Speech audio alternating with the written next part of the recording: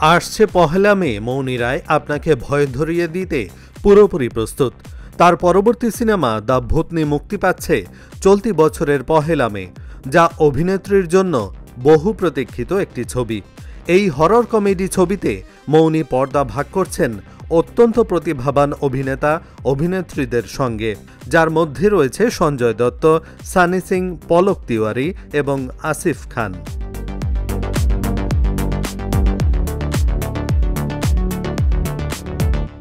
এই সিনেমার মাধ্যমে ডিজিটাল ক্রিয়েটর বি ইউনিকের বলিউডে অভিষেক ঘটবে। ছবির নির্মাতা মহাশিবরাত্রির শুভলগ্নে চলচ্চিত্রটির শিরোনাম উন্মোচন করেন। এরপর প্রকাশ করেন ছোট একটি টিজার, যা বেশ ভীতিকর ছিল।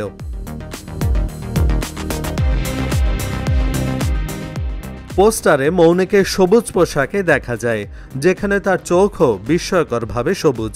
তার চরিত্রের নাম মোহাম্মদ। তবে এর সঙ্গে থাকা ট্যাগলাইন পেয়ার বা প্রলয় আপনার মনে খানিক শিহরণ জাগাবে।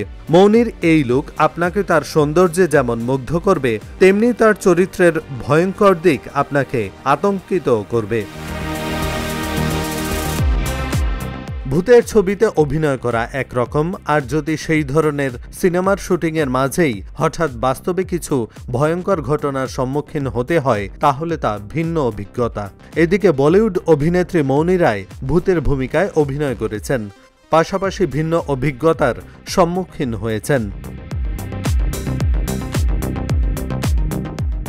দ্য ভূতনির প্রথম লুক প্রকাশের পর থেকেই মৌনী প্রচুর প্রশংসা পাচ্ছেন। নেটিজেনরা তার ভিন্নধর্মী চরিত্রে কাজ করার সাহসিকতার জন্য তাকে প্রশংসা করছেন। দ্য ভূতনি মুক্তির পর মৌনী রায়কে দেখা যাবে সালাকার ছবিতে। সেখানে তিনি পরিচালক ফারুক কবিরের সঙ্গে কাজ করবেন। তবে ছবিতে চরিত্রগুলো সম্পর্কে এখনো বিস্তারিত কিছু প্রকাশ করা হয়নি।